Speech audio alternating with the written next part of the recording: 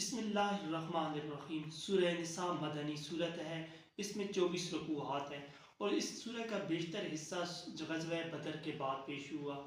جب اسلام کی ایک نوزائیدہ ریاست مدینہ پاک میں تشکیل پا رہی تھی، جس میں مختلف قسم کے مسائل بھی آ رہے تھے۔ عورتیں جو اسلامی معاشرے میں اہم مقام رکھتی ہیں، اس سے پہلے اسلام سے پہلے ان کو حقوق نہیں دیے جاتے تھے، تو نبی کریم صلی اللہ علیہ وآلہ وسلم سورۃ النساء خاندانی نظام اور معاشرتی مسائل کے بارے میں مکمل آگاہی دیتی ہے۔ اس میں عورتوں کے حقوق اور ان سے شادی کے مسائل اور یتیموں کے مال اور یتیموں کی کس طرح کفالت کرنی ہے، کیونکہ غزوہ احد میں بہت زیادہ مسلمانوں کی تعداد جب شہید ہو گئی، مردوں کی تعداد شہید ہوئی تو پیچھے عورتیں بیوہ رہ گئیں۔ اسی طرح وراثت کے مسائل تھے کہ وراثت میں عورتوں کو اگنور کر دیا جاتا تھا، تو اس صورت میں ان تمام چیزوں کو مکمل طور پہ ڈسکس کیا گیا۔ اور وراثت میں سب سے مشکل ترین مسئلہ تھا کلالہ۔ اس صورت میں کلالہ کے مسئلے یعنی اگر کوئی مرد فوت ہو جاتا ہے اور اس کی جو ہے اولاد بھی نہیں ہے اور اس کی صرف بہنیں ہیں یا اس کے صرف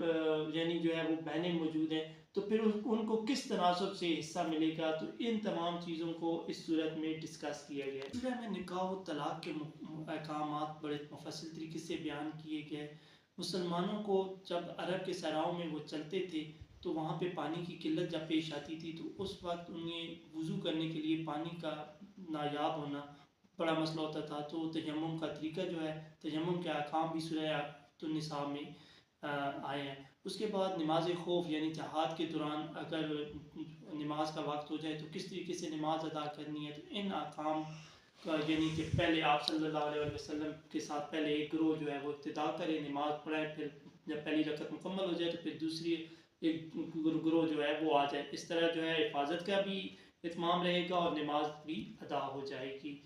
اس کے بعد واضح طور پہ بتا دیا گیا کہ اللہ تعالیٰ شرک کے سوا تمام گناہ معاف کر دیں گے، مگر شرک اللہ تعالیٰ کی ذات میں کسی کو ٹھہرانا جو ہے وہ ناقابل معافی گناہ ہے۔ یہ آیت بھی ایک صحابی کے متعلق ہوئی جو بوڑھے تھے، انہوں نے آ کے نبی کریم صلی اللہ علیہ وآلہ وسلم کی بارگاہ میں عرض کیا کہ یا رسول اللہ، میرے پاس بہت زیادہ نیکیاں بھی نہیں ہیں، بہت زیادہ صدقہ زکوٰۃ بھی نہیں ہے، مگر میں نے جب دن سے اسلام قبول کیا اس دن کے بعد شرک نہیں کیا، یعنی انہوں نے شرک والا گناہ نہیں تھا۔ ان اللہ لا یغفر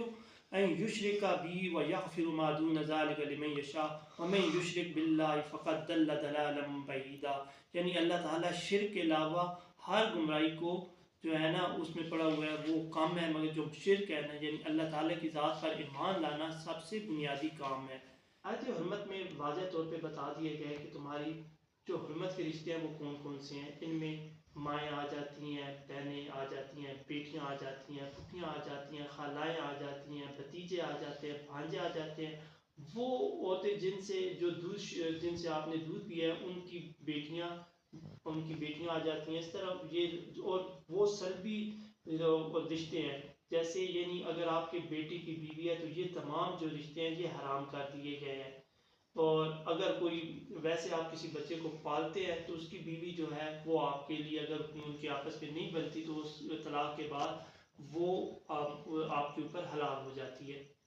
اور وَإِن تَجْمَعُوا بَيْنَ الْأُخْتَيْنِ إِلَّا مَا قَدْ سَلَفَ، اور دو بہنوں کو بھی ایک ساتھ نکاح میں مت رکھے۔ اس کے بعد جو اولاد ہے اس کا بھی جو شیئر بنے گا وراثت میں، اگر یعنی ایک باپ کی اولاد ہے تو اس میں یہ ہوگا کہ بیٹوں کو 2 حصے ملیں گے اور بیٹی کو 1 حصہ ملے گا، اور بیوی کا اس صورت میں 8واں حصہ ہوگا، مگر اگر اولاد نہیں ہوتی تو پھر بیوی کو 4تھا حصہ ملے گا، اور اس کے بعد جو والدین ہیں اس کو 6ٹھا حصہ جو ہے وہ ملے گا۔ اس صورت میں عورتوں کو فحاشی اور بے حیائی کے کاموں کے قریب جانے سے منع کیا گیا، اور اگر وہ برائی اور فحاشی کے کاموں کے قریب جاتی ہیں تو ان کو سزا دینے کا بھی حکم دیا گیا، اور ان کو قید بھی جانے کا حکم دیا گیا۔ اگر وہ برائی سے توبہ نہیں کرتی تو پھر ان کو آزاد کر دیا جائے۔ مومن کو قتل کرنا کبیرہ گناہ ہے، اور اس صورت میں بتایا گیا ہے کہ اگر کسی مسلمان دوسرے مسلمان کو خطا یعنی غلطی سے قتل کر دے تو اس کے اوپر جو ہے وہ دیت ادا کرنا ضروری ہے، یا وہ اس کے بدلے میں ایک غلام آزاد کرے یا 2 ماہ کے لگاتار روزے رکھے۔ کسی مسلمان کو قتل کرنا سخت گناہ ہے، اور اس کے حدیث شریف میں آتا ہے کہ کسی مسلمان کو قتل کرنا کفر تک کا ہے، اور انسانی معاشرے کی بقا کے لیے ضروری ہے کہ انسانی جان مال کی تحفظ کیا جائے، تو اس صورت میں یہ حکم بھی دیا گیا ہے کہ اگر کوئی ایسی صورت حال آ جائے، اور نبی کریم صلی اللہ علیہ وسلم جہاد میں بھی جب صحابہ کرام جاتے تھے تو ان کو آپ حکم دیتے تھے کہ جو لوگ تم سے جنگ نہیں کر رہے یا رائب ہیں، تو یا عورتیں ہیں یا بچے ہیں، ان کے اوپر ان کی جان نہیں لینی، یعنی اور درختوں کو آگ نہیں لگانی، اور ان کے مذہبی مقامات کی برحرمتی نہیں کرنی۔ یہ عہد لے کر اور یہ نصیحت کر کے آپ لشکروں کو بھیجتے تھے۔ اس کے بعد اس سورہ کے اندر جو ہے وہ اس صورت میں ہجرت کرنے کا بھی حکم دیا گیا ہے۔ اگر آپ کسی زمین پہ آپ کو تنگ کیا جا رہا ہے یا پریشان کیا جا رہا ہے تو وہاں سے آپ نکل کے ہجرت کر دیں، کیونکہ یہ حضرت ابراہیم علیہ السلام اور حضرت محمد رسول اللہ صلی اللہ علیہ وآلہ وسلم کی سنت ہے۔ آپ کی یہ بات نہیں مانی جائے گی کہ وہاں کے لوگوں نے مجھے تنگ کیا ہوا تھا اور ان کے ڈر یا خوف کی وجہ سے میں دین اسلام پہ مکمل عمل نہ کر سکا، تو اس لیے ہجرت بھی کر کے آپ، اللہ کی زمین وسیع ہے، آپ جا کے وہاں سے اپنا معاش کی تلاش کریں اور اللہ کے ذکر کو بھی بلند کریں۔ نماز کے قائم کرنے کے بارے میں حکم دیا گیا ہے اور کہا گیا کہ ان الصلاۃ کانت علی المؤمنین کتابا موقوتا، کہ نماز مومنوں کے اوپر وقت مقررہ پر فرض کی گئی ہے۔ غزوہ احد کے حوالے سے ایک واقعہ بتایا گیا کہ نبی کریم صلی اللہ علیہ وآلہ وسلم کے ہر حکم کو من و ان عمل کرنا ہے، یعنی غزوہ احد میں پہاڑی کے ایک درے پہ نبی کریم صلی اللہ علیہ وآلہ وسلم نے حضرت عبداللہ بن جبیر رضی اللہ تعالیٰ عنہ کی سرکردگی میں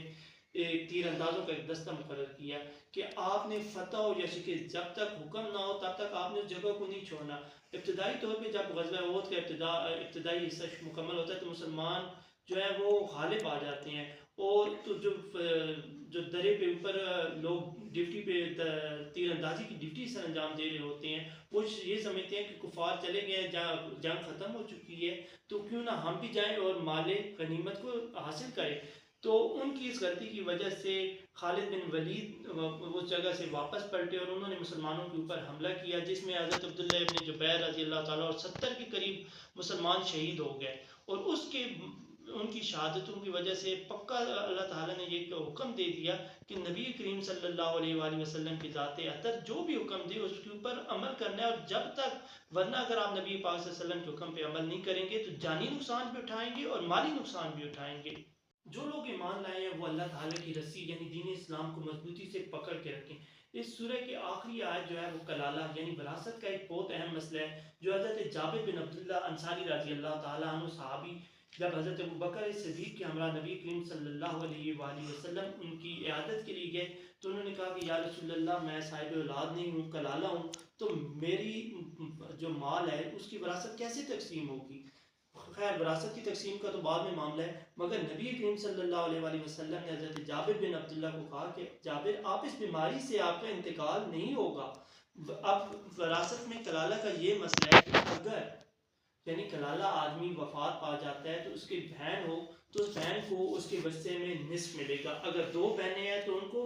چھٹا 1/6 حصہ ملے گا، اور اگر بہن بھائی ہوں تو ان میں 2/3 جو ہے نا، اگر دو بہنیں ہوں تو ترکے میں ان کا دونوں 2/3 ان کو جائے گا، اور اگر بھائی بہن ہو تو مرد بھی اور عورت بھی، تو مرد کا حصہ جو ہے وہ عورت کے 2 کے برابر ہوگا، یعنی مرد کو 2 حصے ملیں گے اور عورت کو 1 حصہ ملے گا۔ اور اللہ تعالیٰ اس کے آیت کے آخر میں فرما رہے ہیں کہ جو لوگ بیٹھ جائیں یا وہ اس چیز پہ عمل نہ کریں تو وہ اللہ تعالیٰ ان سب کو بہتر جاننے والا ہے۔ یہ صورت جو ہے یتیموں کے اور عورتوں کے حقوق کے اوپر نازل ہوئی ہے، اس میں مہر کے حقوق بیان ہوئی ہیں، اور یہ صورت عورتوں کے مکمل حقوق کا تحفظ کرتی ہے۔ وآخر دعوانا الحمدللہ رب العالمین۔